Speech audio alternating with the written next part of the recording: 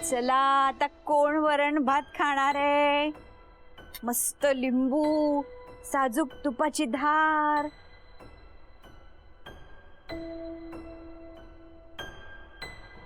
काका, जेल म्हणजे काय? अगं जेल म्हणजे तुरुंग.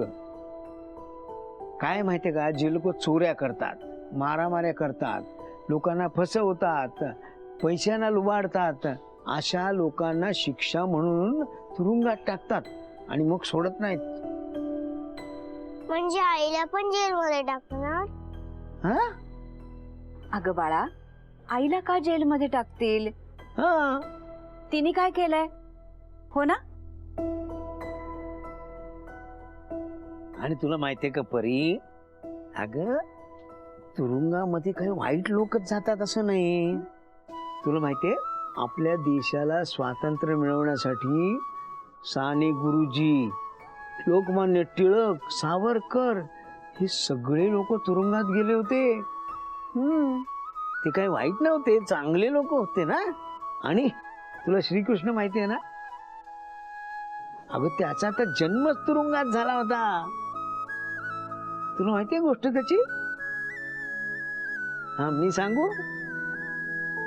पण आधी एक घास खायचा मग गोष्ट, एक घास मग गोष्ट. हा एक घास खायच्या आणि मग गोष्ट. शाबास.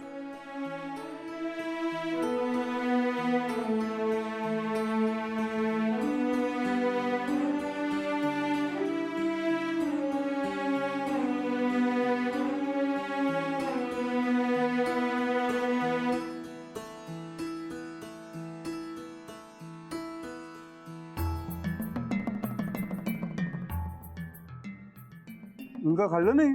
नाही, मी खाल्लं. चालेल. बस एवढंच?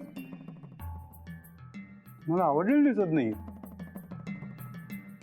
राजेश, हा सर. घेऊन जा बाळ. हा हा, काय सांगत होतात तुम्ही? ते घराबाहेर नोटीस लागली आहे त्याची. घराबाहेरची नोटीस? आय नो, मीच लावली. काय करू, अक्षरशः मनावर दगड ठेवून मी ती नोटीस लावली.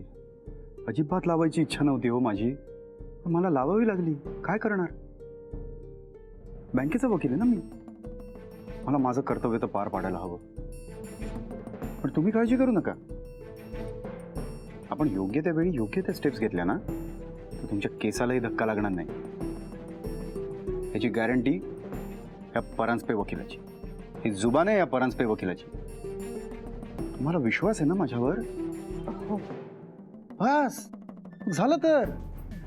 हे बघा, तुम्ही फक्त मी जेवढं आणि जसं सांगेन ना तसंच करायचं. मग निकाल आपल्याच बाजूने लागला म्हणून समजा. नक्की? ऑफकोर्स. खुर्चीत बसलं खुर्चीची शपथ, खोटं नाही बोलणार. मी निघू? निघताय? हो, म्हणजे या ना प्लीज.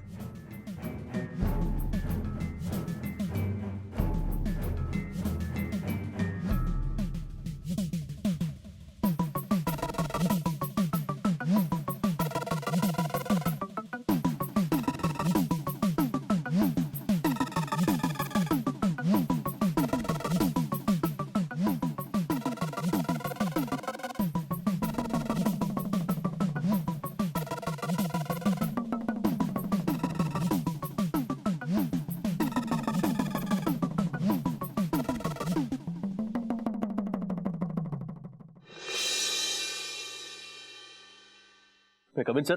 या. तुम्ही बोलवलं सर मला? तुझं एम्प्लॉयचं बिरिंग सोड, कोणी नाही तुझी ऍक्टिंग बाहेर. काय झालं तुला? काय झालं? काय नाही यश, तुझ्यापेक्षा तुला जास्त चांगला मी ओळखतो. तुझा हा लटकलेला चेहरा पाहून मला तरी नव्याने सांगायला नको की तुला काहीतरी झालंय. ओके, सो आता सांग मला काय झालंय, कसलं टेन्शन आहे? तू सांगतोस का मी आजोबांना फोन? अरे अरे यार, एक तर ती फोन कट करते. कोणती? जाऊ दे, कोणी नाही. हो अच्छा ती होय. ओ अच्छा ती. हा मग ती होय. सॉरी, डबेवाली. एका मुलीची आई आहे ती. तुम्ही लोक पण ना. चल मी जातोय. अरे कुठे? एक मीटिंग आहे. अरे यश, अरे नीट बोल तर.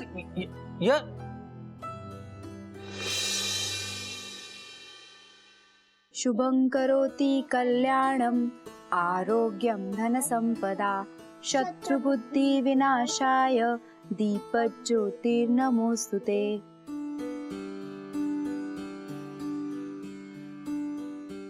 Good girl. सुखी राहा. सुखी राहा. कॉफी काय? आजोबांना त्रास नाही दिलास ना? मी नाही दिला. मी काही नाही सांगितलं. कोर्टाचं पण नाही सांगितलं. मामी आलेले ते पण नाही सांगितलं. Good girl. मी शहाणं बाळ माझं. काही नाही सांगितलं. शहाणं बाळ माझं. पण तू कुठे गेले होते? मी किती घाबरले होते. मी बाहेर गेले होते, तुला कसं माहित?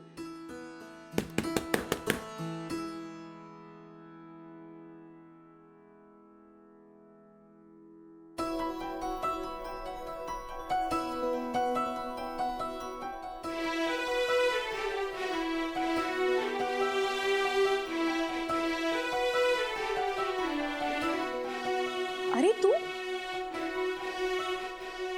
तुला नाही, मी परीला भेटायला आलोय. Hi friend. Hi friend. आणि डबेही परत करायचे होते. तू चिडलायस का? तू फोन का कट करत होतीस माझा? अरे मी कामात होते म्हणून विसरले. मग काम झाल्यानंतर फोन करायचा ना. मी फोन करणारच होते आणि तेवढा तू आलास. काय झालं नाही आम्हाला सांगते. नोट.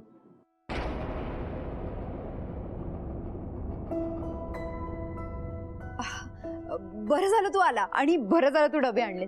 नसते आणले तर आपल्याला उपाशी राहावं लागलं असतं उद्या. परीसाठी काय आणलंय? Chocolate. Chocolate. You are my best friend. I love you too. आई, मला फ्रेंडनी चॉकलेट्स आणलेत. बघू.